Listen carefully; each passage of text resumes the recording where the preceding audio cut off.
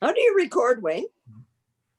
There's a little button at the bottom that says record. Press it.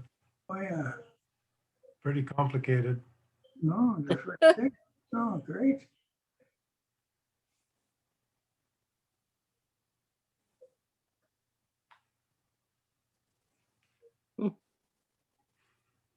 I'm on a laptop. It doesn't seem to be there, but that's okay.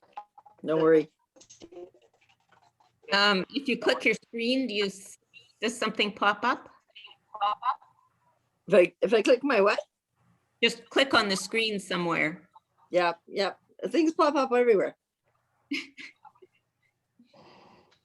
I'm on a laptop too, and when I click on my screen at the Okay, bottom, but later, no problem. options pop up.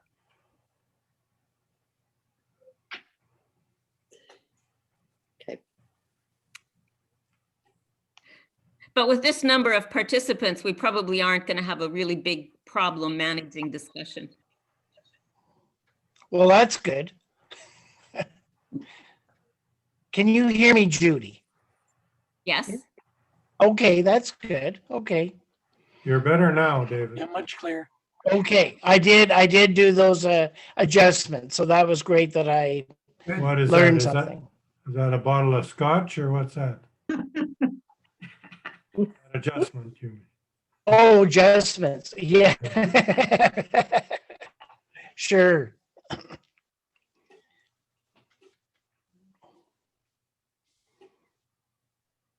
So I'll mute all. It's 7 o'clock. And then I guess you can unmute yourselves and then mute back up if you want to talk or something. Okay.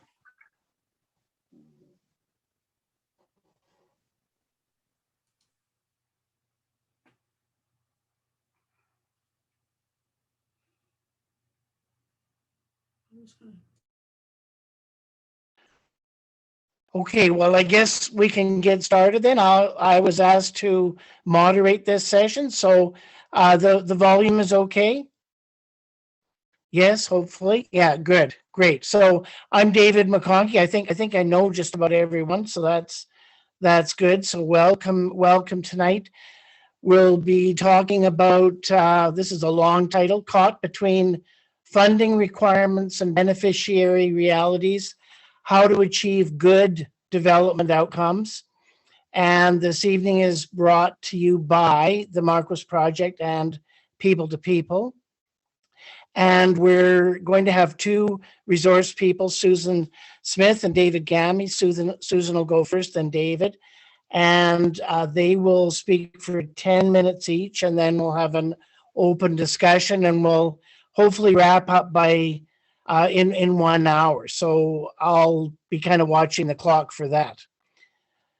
So I guess we'll get started with Susan Smith. And there's a local link here because People to People is sponsoring one of or supporting one of her projects. She's from Atzin, Canada. And I would just like to say I really enjoyed the film that was sent out beforehand. And if anybody hasn't seen it, to take a look at it, I thought it was just great. It's called Returning to Strength, Lessons About Development from Tlamatcasapa, Mexico. And I think it's great. So I'm really looking forward to hearing Susan. Since we're kind of limited for time, I will jump in if our two resource people go much over the 10 minutes. So are you good to go then, Susan?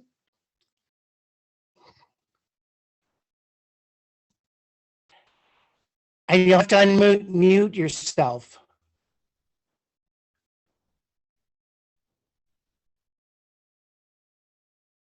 Susan, can you unmute yourself and start in? Here we go. Okay, so There you go. I just wanted to say thank you for the support last year from People to People. It really kickstarted our production of masks made out of donated cloth material, and was an important moral encouragement for us. Last year was a pretty exhausting year. We're still all recovering from the first bout of work for COVID response, and to have not yet regained momentum in all our programs. We're focusing on certain ones to the exclusion of others. But let me share my screen.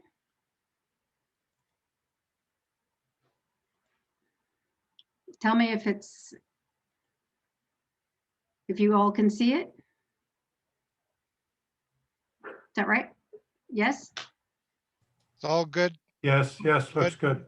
Okay, so this is just the beginning frame saying that our philosophical base is people-centered, and we focus on building the confidence, creativity, and capacities of individuals and families while addressing priority needs.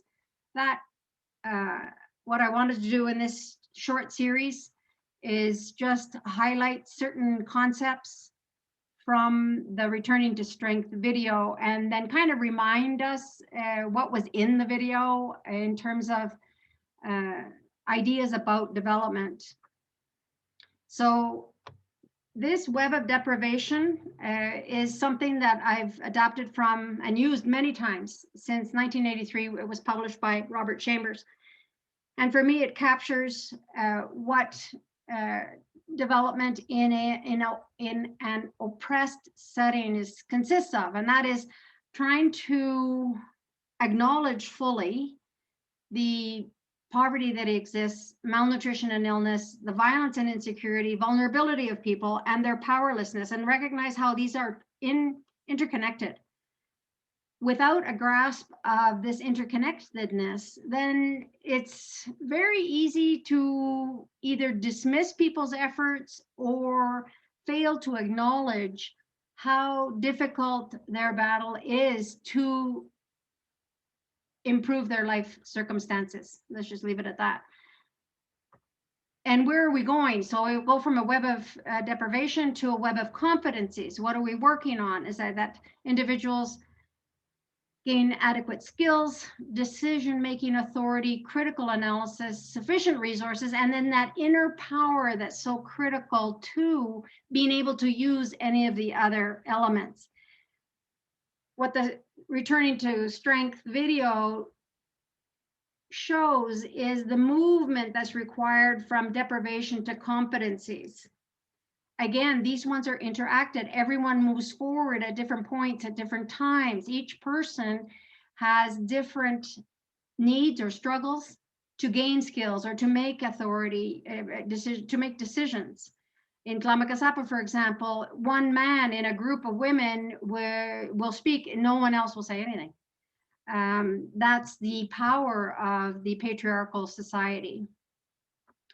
The sense of critical analysis, when you have been educated in formal school, if someone was lucky enough to go to formal school, it's all rote learning. So that sense of being able to look at the pros and cons of a situation, examine options, and then make a good decision, create a strategy for any type of program or project, or even an action plan for a small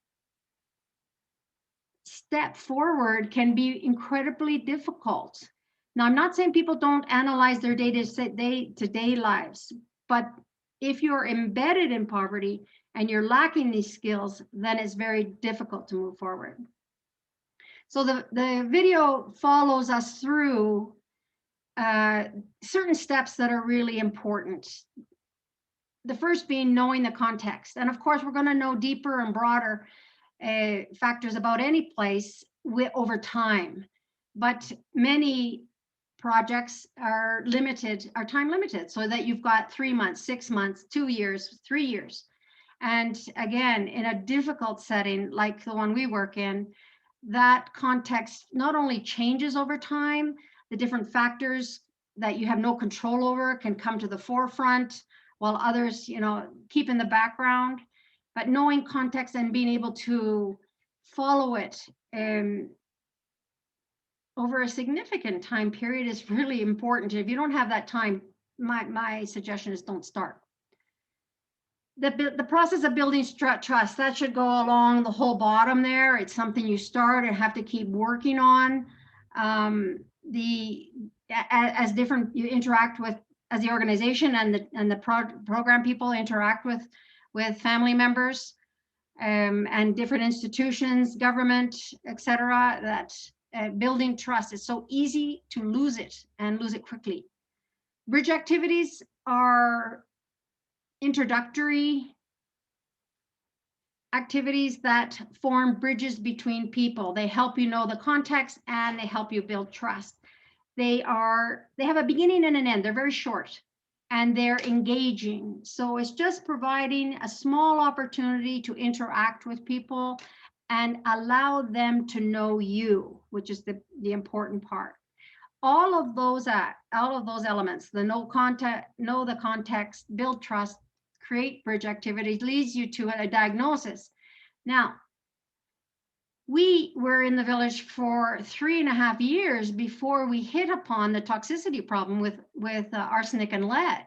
So this isn't that in and out, we're done. It took many water samples to actually recognize the pattern of toxicity. So this situational diagnosis, although it looks static there, also keeps evolving over time. Once a group is formed, any size group, we focused on making circles. And so having groups of people in a safe space able to talk about their situation. Sometimes there was 3 people present, sometimes there was 20. It just creating those safe spaces and then engaging those that are curious or that want to know is there some benefit to them to being part of this process. The action reflection cycles now are very clear because we have a strong group of promoters, and they became stronger despite all the heartbreak of last year and the many illnesses and deaths. They became stronger by being forced to take on responsibility. There was no option. And these are young women from 14 to 30, say, maybe 28.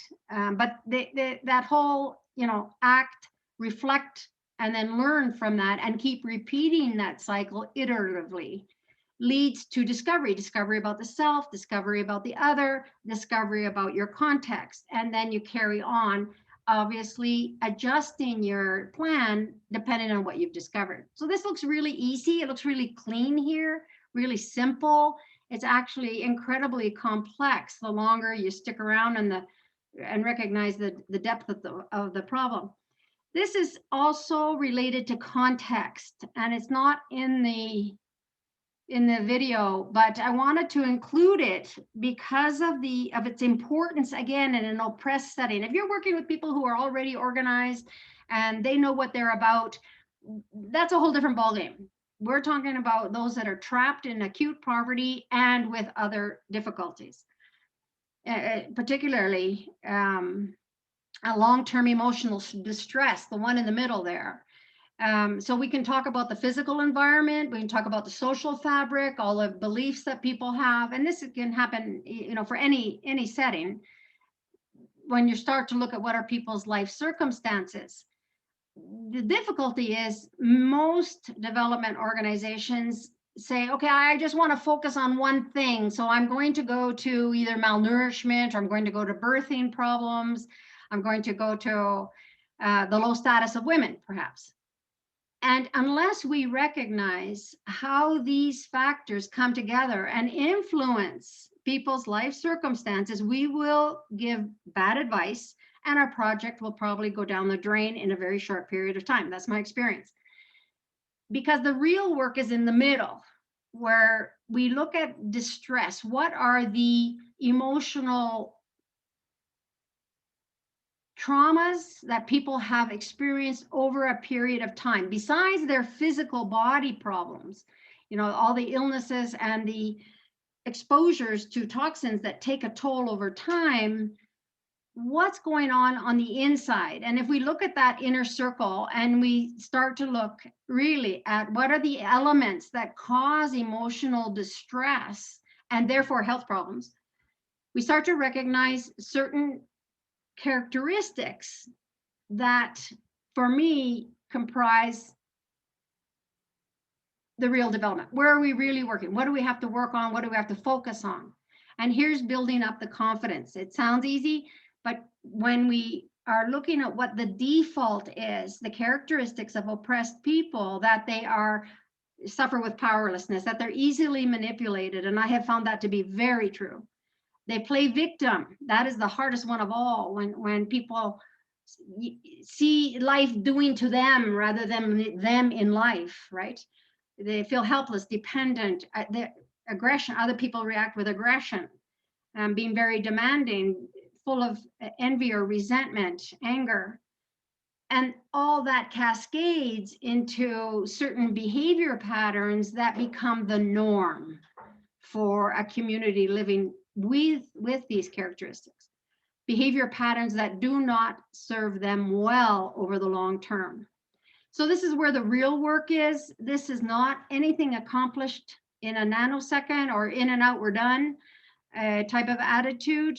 We can soften the edges perhaps by handing out rocket stoves, make life a little bit easier, stop the stress on the forest, but it will not be able to be, it won't be carried by a group of people in the community itself.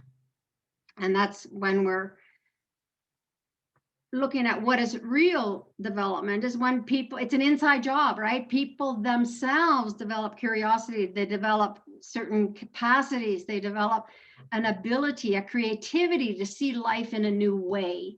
So if you're caught in a toxic situation, for example, this is the onslaught on pregnant women and young children especially. So that's, in this case, low-level exposure to multiple metals coming from different sources, smoke from wood fires, chronic infections, people just don't feel well, malnourishment with the influx of sugar and junk food, that's just cannot be underestimated how serious that is. And then molds and fungus. The use of pesticides on fields, very, very difficult. So these toxins interact synergistically. It's not 2 + 2 or 4, it's 2 + 2 = 10, and people are slowly poisoned. So that you look like this. And this is Dahlia, and she's here at the age in this photo of 22. So we can see the arsenic result around her mouth, the inflammation of the eye, she's losing her hair, and she just generally looks and feels unwell.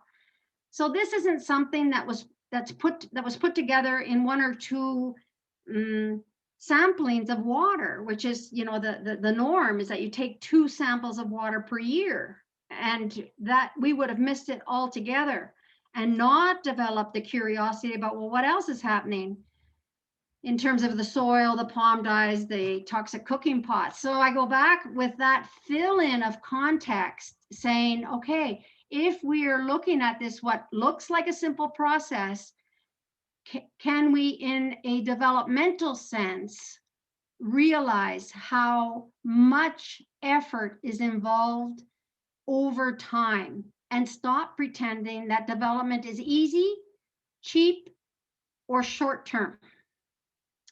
So that's what I had to say, because that's what we're doing. We're pretending that. Thank you very much, Susan. That was great. There's a lot in there. Thanks again. So we'll go to David Gamey now, and David's been, I've known David for many years. He's been associated with Marquis. He's done projects in Uganda, and now he sent out a PowerPoint earlier, so that's an additional resource for us. So I will turn it over to David now. Thanks. Are you good to go, David? Yep, I'm just doing my screen share now. Is everybody getting the screen share? Not yet, David. No, Oh, it's coming Not now. there it is. There now? Yeah. Yeah. Okay. So I appreciate everything that Susan has explained to us, and I certainly agree with the key points. I'm going to tackle this from a slightly different point of view, which isn't going to focus on the specifics of development issues or visions for development in a particular area, but rather on the relationships or the interaction between uh, the beneficiary communities that we all uh, work with, and the funders. The in some cases it's simply people who through goodwill donate, but more often it's a case of funding larger projects through intermediaries involving government or foundation money. And increasingly, I'm I'm running into some challenges in that respect. Um, I want to talk specifically about what I like to call participatory development, in contrast with what we've sometimes heard called donor-driven development. And here, I think the point that Susan was made about development being a long-term process is certainly true, and therein lies one of the challenges, because most projects, there's a very rare project funding envelope that extends beyond 2 years, and many are as short as 6 months or a year. And that often is a problem when you're looking at participatory development in a particular community, where the issues and the solutions to those issues, and where visions and progress are measured in if not generations, certainly in decades. Um, but if we think about participatory development, I like to just look at the picture you see here, where this is an illustration, if you like, of how the start of a development project might look. And that is with many meetings, not just one, with potential beneficiaries who talk about, discuss, and work towards a clarification and understanding of what they think their key issues are, what needs to come first, what needs to follow that, and so on and so forth. What is represented in this scene is participation from some men and boys of various ages, some women and girls of various ages. There may or may not be people with disabilities. We can't really see that. And there may or may not be people of some invisible minority or other. This is in contrast with increasingly the expectations coming from donors who want to see pretty much exactly gender balance. So we don't necessarily see in this group 50% each of male and female, because the UN statistics tell us 10% of people in developing countries or the global south have disabilities. They expect to see that represented in the when you start laying out who your beneficiaries are. You don't see donor representatives counting and insisting that these proportions be represented. You don't see people being excluded, because if we include 5 more men, it'll mean we don't have a 50-50 balance anymore. I think sometimes these things seem like nitpicking, or they seem a bit incredible that it is actually this way. But having worked on more development applications and funding applications than I can than I care to think about, it often does get down to some of those specifics. As a project is developed, as it moves from an idea or a vision to a project concept, then finally to a fully developed project proposal that's ultimately funded, we need to consider and contrast the following. Good projects should be initiated by the end users or ultimate beneficiaries. Those that the project is being designed to serve should participate and be fully involved in identifying, defining, and creating a project that they feel will truly address their vision or needs. Good projects should not start with a set of priorities, guidelines, and requirements set by donors in head offices. By definition, this becomes a donor-driven process where the chances of the project actually responding to and meeting real needs are reduced and the desired outcomes potentially compromised. And Susan touched on this when she mentioned, how good people are about being victims.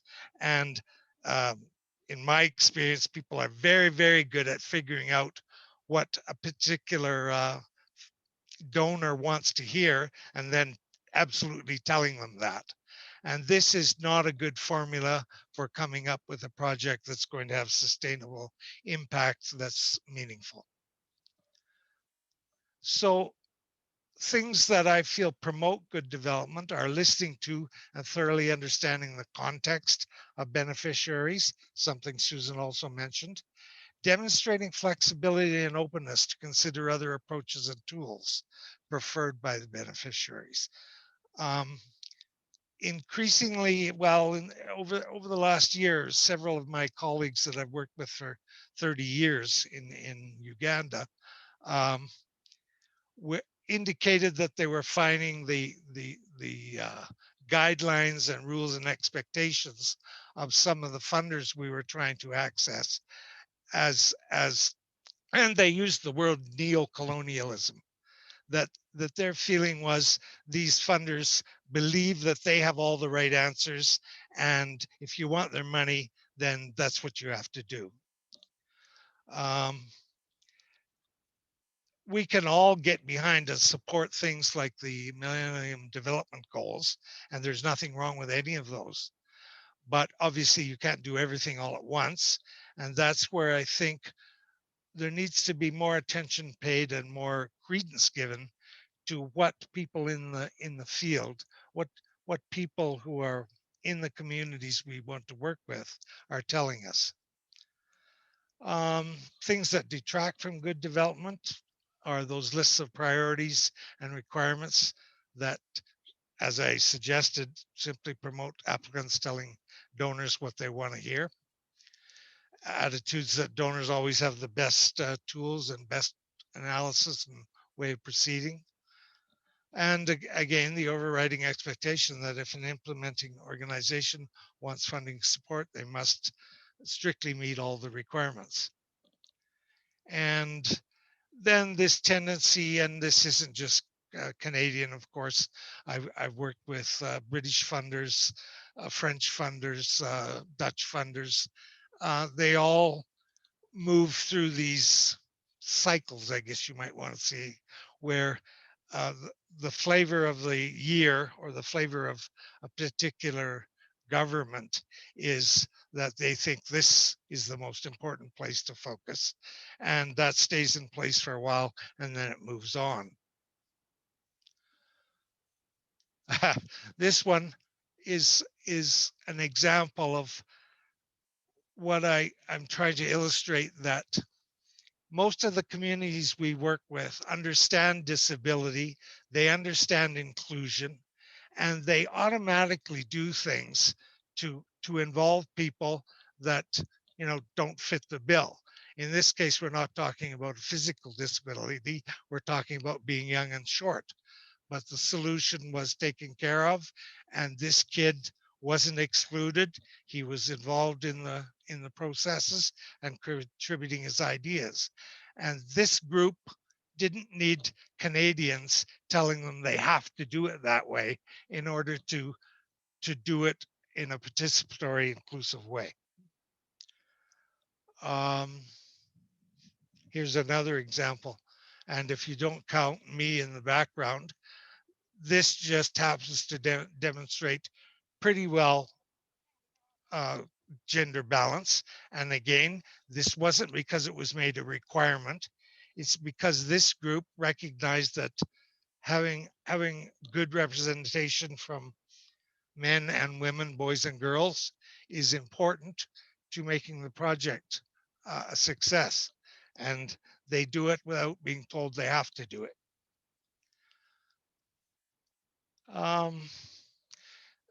Here, I think I'm pretty much out of time.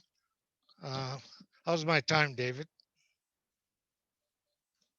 Oh, you can finish up in another couple of minutes. Okay.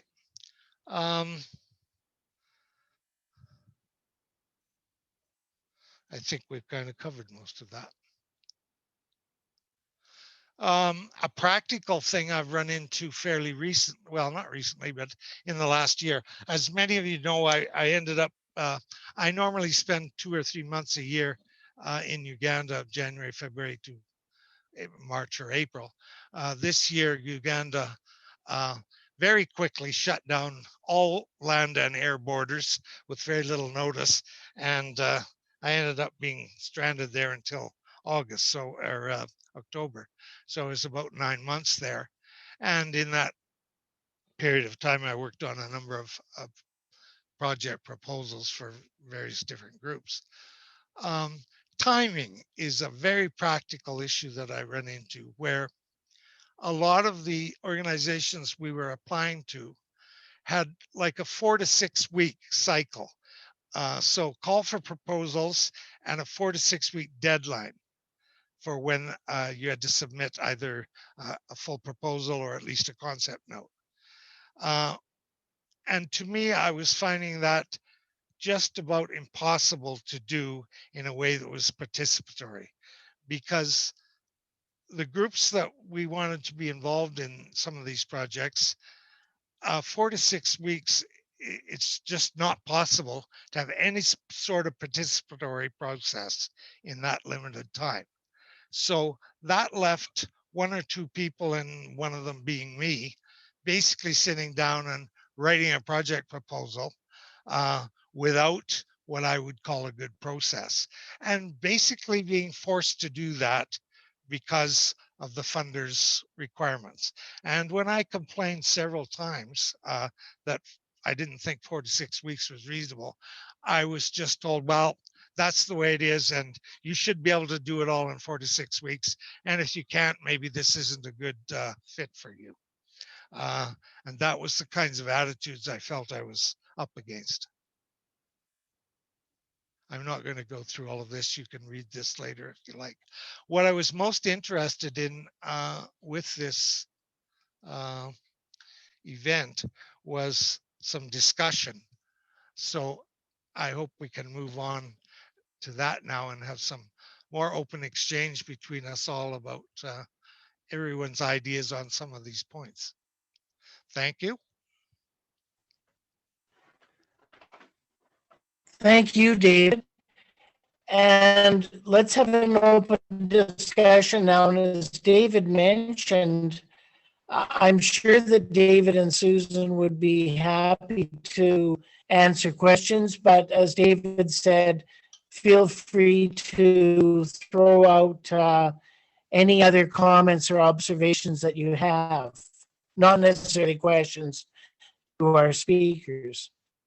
And I guess we'll, if you could just sort of wave your hand and indicate you're interested in speaking, and then I'll try to acknowledge people, and then remember to unmute yourselves and start right in. You can also do that chat and raising the hand symbol, and Wayne and Lori are going to have volunteered to kind of look after watching that. So, anybody like to get I'm started? going to start. Such a quiet, reflective group here. I guess my question is. Okay, Orville. Go ahead, Orville. My question really relates to what do we as a group want to take away from our evening together?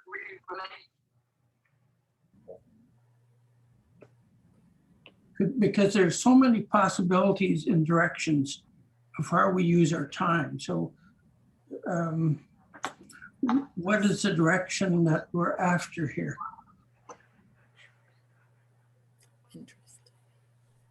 Good point, Orville. Would anybody like to jump in and comment on that? Well, I'll comment on it, David. I don't think we really set any direction, Orville, and that's probably the purpose of the meeting. I think it was to talk about project development, how that happens, what are some of the pitfalls, etc. And if it turns out that we learn something that will help us as a people-to-people group, or as a Marquis group, or even identify further activities, that was kind of my feeling on it. So one of the things that I'm aware of is that where, David, you're talking about how often funders give 4 to 6 weeks. And Susan, you're talking about 3.5 years in a community. And so I guess I'm thinking in these situations to have local communities begin the process of going through what each of you are saying in terms of development, that process where it gets people involved in what is their vision, what are they after? And so to have those kind of already available before you begin to look for funding. Is that possible?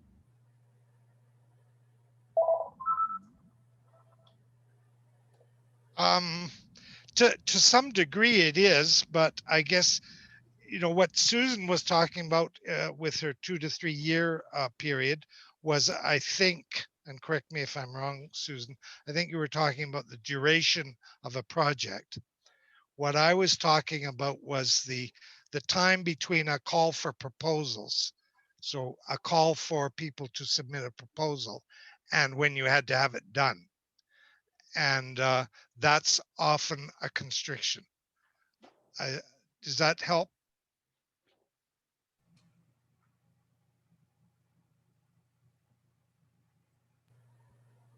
I have a comment. Linda has a comment.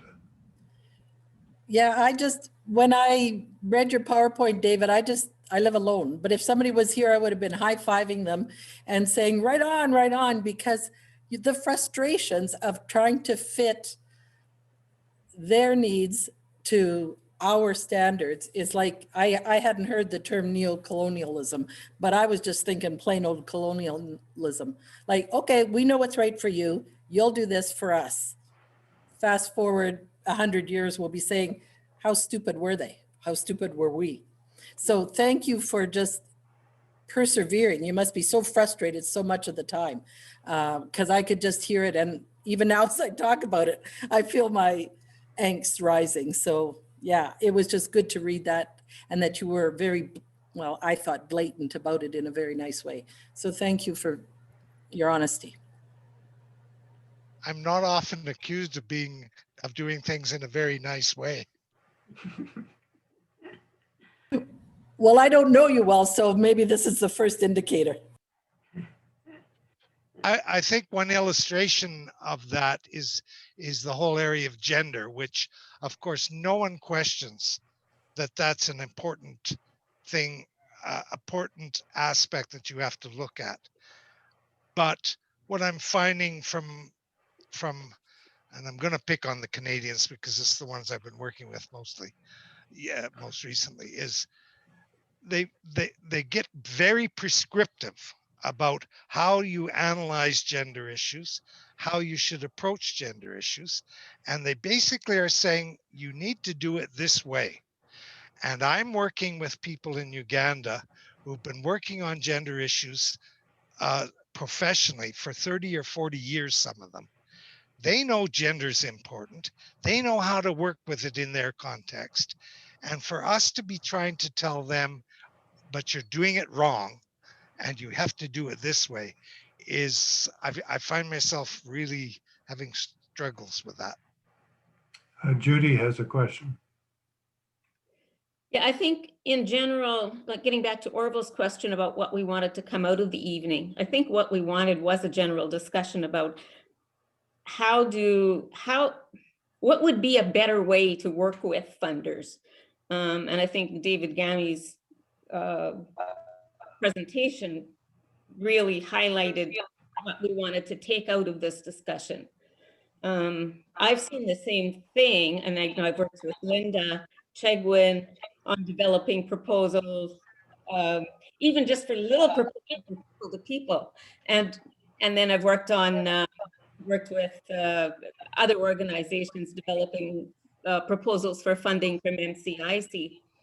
And when we're working with these people, we're working here from Canada with people on the ground in other countries who really don't even understand the basics of the applications that we're having to fill in. They're so complex and so complicated and so detailed. We're not there with them, and so we can't really see what's happening. So it just gets to be a very complex process. And I think David's question probably would be, how do we work with these funders to get them to understand and adapt to some of the necessities that we have in working with people overseas? And I'd be curious from Susan, what your comments would be. I have a couple of comments.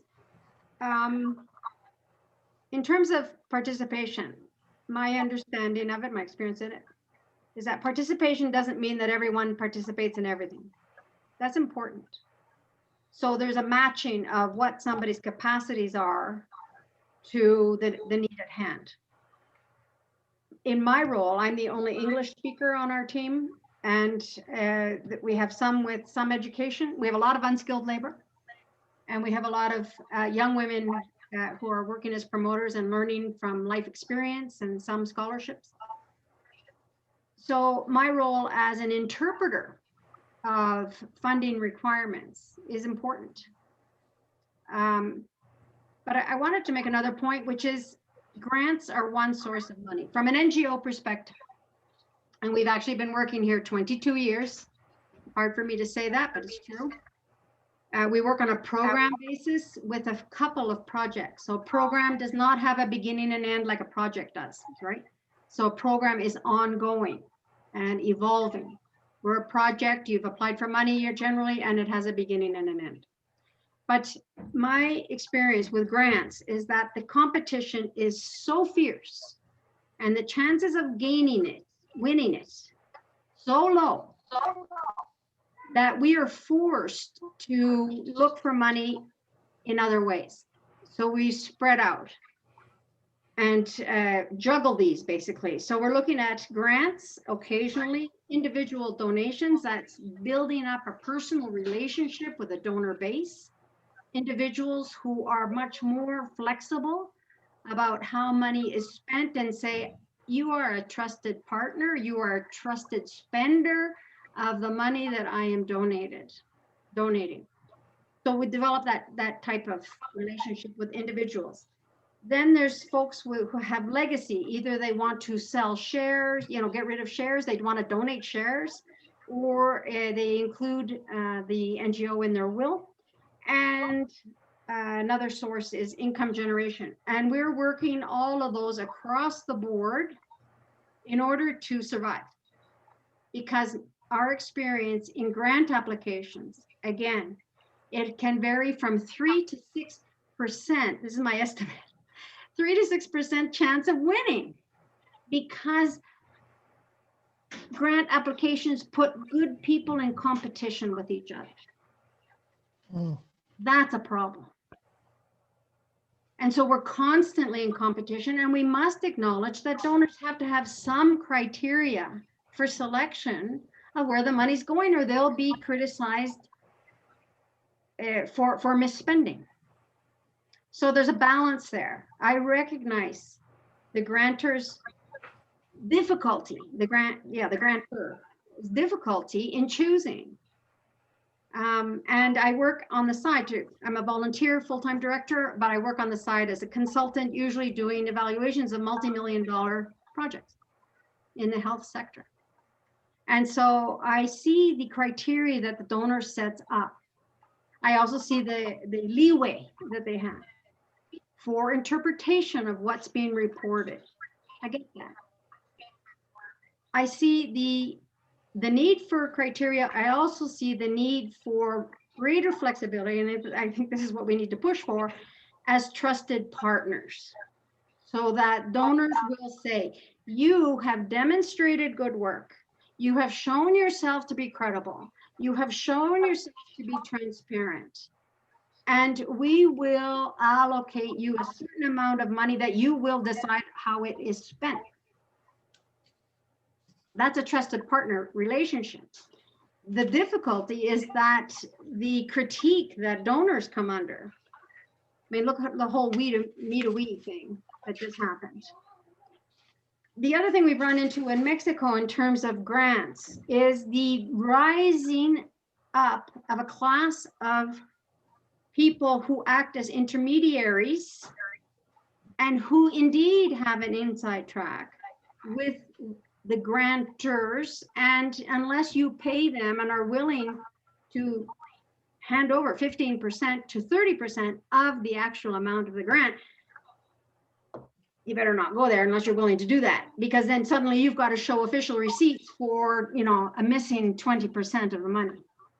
So this lack of transparency is ruining it for everybody. This recognition of it, these intermediary people, makes me just apply for grants. Well, I'm going to really look long and hard at who's putting forward the request for proposals, and how are they going to go about choosing? What are the criteria for selection?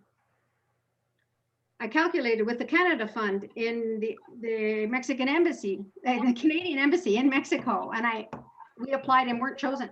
I said, tell me how many applicants there were. You are a public servant. Our taxes pay you. Tell me how many applicants there were and how many in the end you actually chose.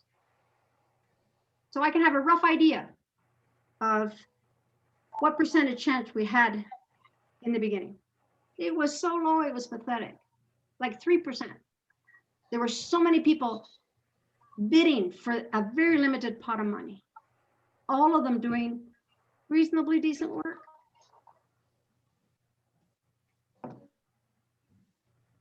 I also want to just clarify that whole spectrum of the type of community that any one of us can be involved in. So again, it's a spectrum, and to recognize the capacities of the people along that spectrum, not only in terms of grant applications or project management, but also just general capacities to meet life challenges. So that whole organized, egalitarian type of society, all the way down to a completely oppressed, and knowing where the community you're working with fits along that is really important.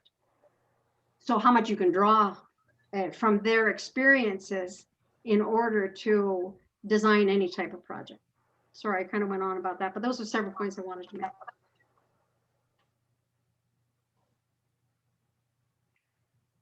Mark, did you have a question earlier?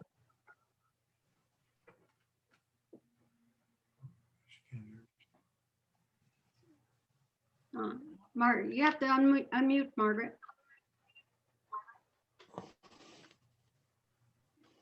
Okay. When you have a small group like people to people, we do have criteria, of course, but our donors, are not making too many demands. And I know it's like nothing what groups need in terms of what we actually contribute, but it's easier, for us, to not be influenced by donors' demands, and also to be nimble in terms of getting things out without intermediaries. And I think most of our projects are requests from the community itself. I'm pretty sure there's some kind of intimate connection. But I feel like none of our projects are really driven by us, but they're driven by a request from the community itself. And another little point that I'm thinking of is, even when you're involved with refugees right in your own hometown, so many of these things that you've illustrated, both in the charts and everything, are very applicable. I mean, we can get very paternalistic, and we can talk about, you know, refugees' needs, and we need more understanding of what they've come from, and the kind of trauma they're going through, and the kind of barriers to learning and our own needs being met. It's very similar.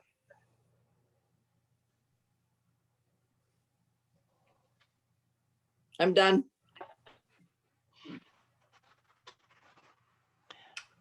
I guess I have a question for Sue, and it relates to, I mean, yours appears to be a fairly unique situation, Sue, and I guess the difficulty I have is thinking about the longevity of work that you're doing. I mean, and those groups of young women that are coming together, they need those circles in order to be able to do a lot of what you're talking about, as far as reflecting and action and that type of thing. And how does that continue on? I know that you're training, but I guess I'd just be interested in your thoughts on that. Well, you know, there's always points of energetic points, right? Where something happens and it's very significant and pushes a group forward in terms of their capacities, their confidence, or their creativity.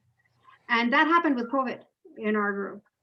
There was no option, but 3 women came forward, and they're now local coordinators and very much carrying the ball on circle formation, on discussions, on follow-up. My role is very clear, and it's been clear for years, that that's not what I do. I did it initially, but it's not what I do now. I report, I look for money, I investigate a lot, just for example, of the effects of toxicity on health, or the different presentations of COVID, the helping women take on certain roles in our office so that we have a clear infrastructure and training about that. So I've seen my own role become detached, but with still one foot in. Why? Because that keeps me grounded in what the struggles are and where the advances are. But certainly I'm not the one on the front line anymore. And it's been that way for a long time. So I'm confident that there is momentum building. There is, yeah, I would say it's momentum. Takes time. I could maybe add something to that, just on a slightly different thing. And what we're really talking about, I think, is sustainability of change or sustainability of development. One example in my experience was working in rural Uganda, very remote, very rural area, where the project or the organization I was involved with started a rural solar electrification project. So basically setting up small household level single solar panels, battery charger, enough to run some lights so kids could do homework at night, run a radio maybe, and then later to charge their phones. So that was a project which was funded. In this case, it was funded by Netherlands. Then came another project where that was expanded a bit, but within 5 years, the organization pulled completely out of any solar projects because there was now 6 private enterprise operations supplying and servicing solar electrification, including time payments of people who wanted to purchase but couldn't come up with the initial money. And some people were saying, oh, that's too bad. That was a very good project. And other people were saying, no, that's exactly what we're hoping to do. We don't need a project anymore. Private sector has learned how to manage it, and it's going on without any external money at all. So those are some of the examples of how a good project can lead to something that becomes part of the economy and continues without external support.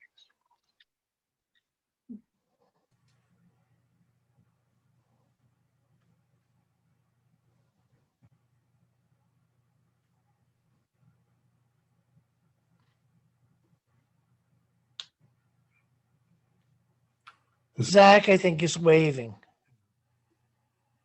Zach? Yeah, I'm not wavering. Yeah, I don't know where to begin with this. I could speak for the next hour. I guess everybody knows, maybe Susan doesn't. I spent 25 years being David Gamey, scraping for pennies and fighting with funders. And then I ended up working for a funder for 15 years before pretending to retire. And so I see both sides of the coin, although I think I'm still the Marquis project kind of person who wonders where these funders get their bad ideas from.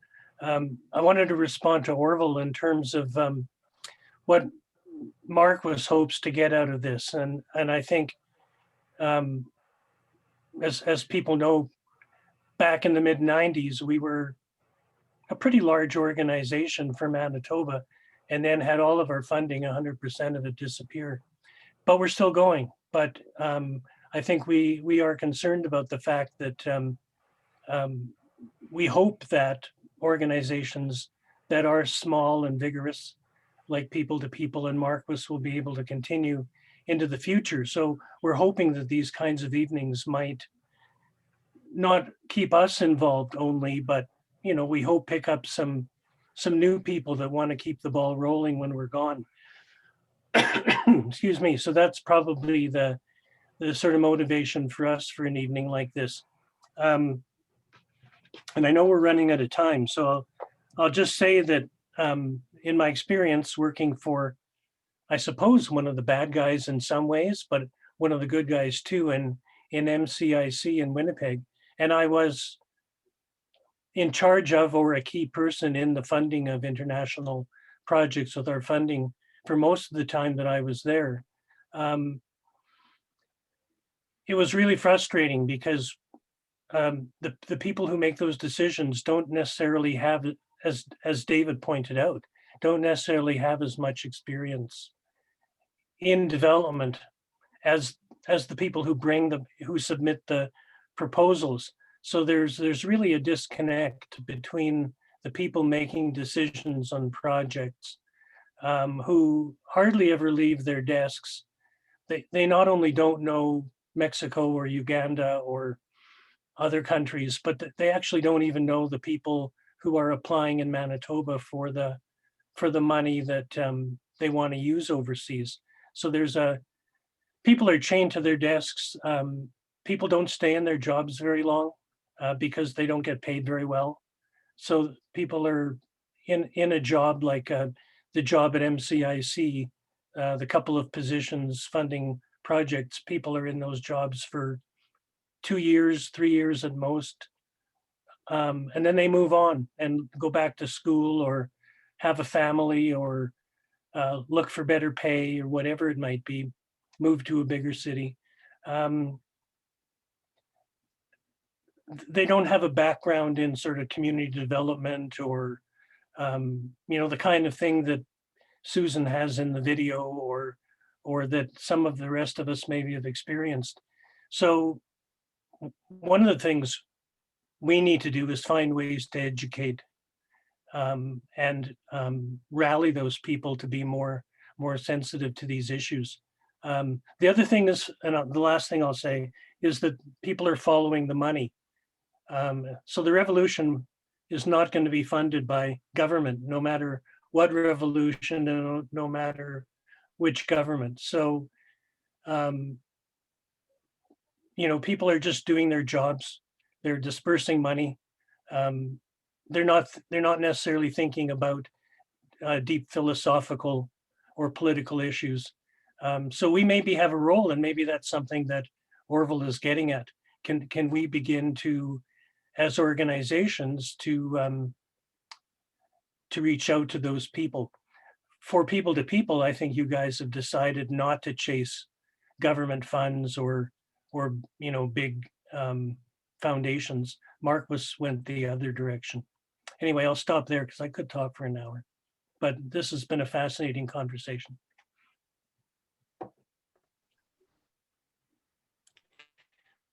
Thanks. I'm looking at the clock and we really only have a couple of minutes left if we're going to wrap up in an hour. So does somebody have something very fast that they would like to say as a concluding kind of comment? I think the discussion has been great. I would echo Zach's comments there, but does somebody have something very fast that they could throw in? Susan's smiling, but anybody else? Do you see anybody, Wayne? No, I Looks very don't. quiet there. Susan, do you quiet. want to just one last thing? Okay, I would go back, whoops. pretty quiet. Susan's got a real smile on her face. Do you want to say one little thing to? I think Hi. both organizations, we don't have time because we're on the ground, but for organizing organizations that organize, I think there's lots of room to talk about what funders should be looking for today, and how to incorporate the whole gender aspect, because there's lots about gender that we all would agree with. How to integrate that into everything that's happening, but not require a 50-50 balance on every meeting. That's silly. So the development principles, expanding on those, look at what works in the Manitoba setting, or the myths that we need to blow apart. I think there's a lot of room for discussion on that, publications on that, is striking that dialogue. That those debates that we did, you know why we did that returning to strength video?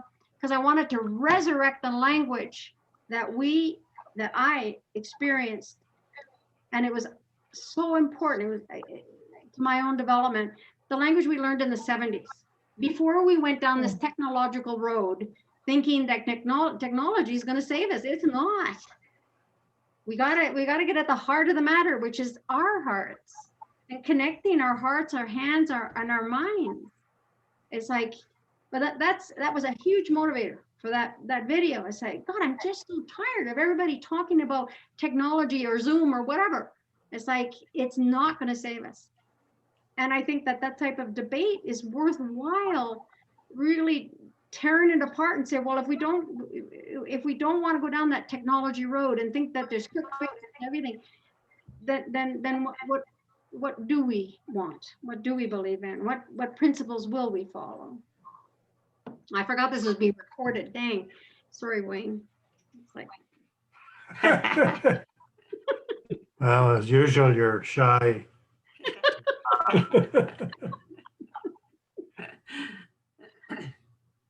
Well, thank you very much for those last comments there. I see by the clock we have run out our hour, so I know there's going to be a communication after this meeting to as a follow-up, and I'd certainly encourage people to keep in touch and also to support the organizations that were mentioned as the sort of sponsors of this evening, the Marquis Project and people. And I'm sure that that people will carry on to do that. I see a note from Linda there. Thanks for this opportunity to be reminded about funders. That's great. So I think I'll just say that I think wraps us up, unless Wayne, do you have something to comment to finish up, or you're sort of in charge of the technology here? No, Any last thing, Wayne, or? I think that No, I guess not. Okay, well, I think we're just signing off then, and thank you very much for attending, and we'll be in touch, and I'm sure there'll be future things as well. There's Wayne. Thank you very much. Thanks, David. Thanks, Susan. Yeah, thank you very much. Go ahead, Wayne. I just was We can give thanking applause. thanking Okay. our speakers and everybody. Good night. Good night.